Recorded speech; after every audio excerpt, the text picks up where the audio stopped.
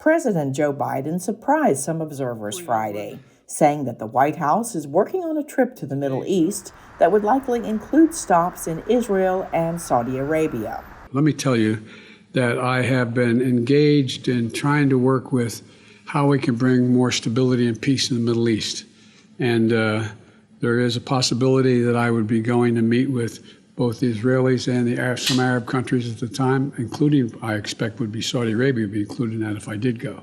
But I have no direct plans at the moment.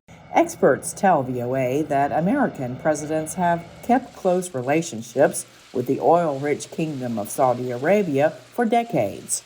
But Biden has been unusually outspoken in his criticism of human rights violations, especially those committed by the country's crown prince.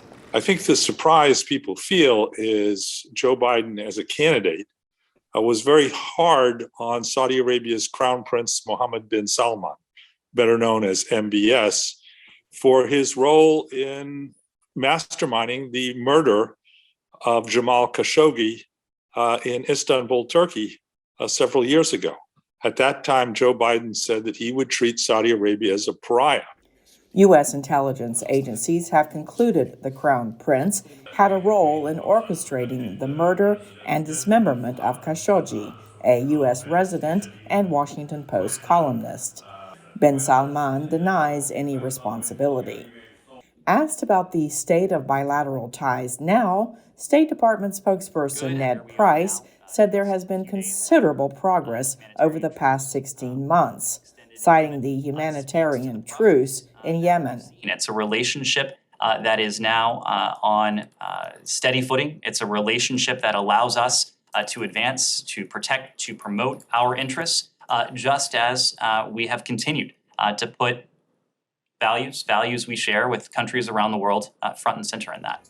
Rydell says ending the war, the suffering, and the starvation in Yemen is a crucial priority for President Biden. Nothing could be more important in our dealings with Saudi Arabia than continuing this process towards a political solution and ending the war. Literally, the president can save tens of thousands of lives if he can keep this truce going and move it even further towards a political resolution of the conflict.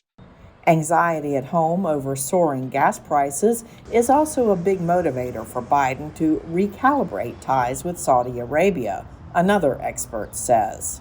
And so the president will certainly be focused on going there to talk about output and Saudi Arabia increasing its output to meet global demands at a time when you see a high price for barrel of oil.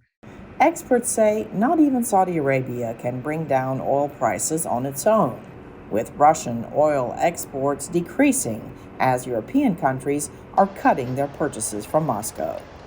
Cindy Saine, VOA News, Washington.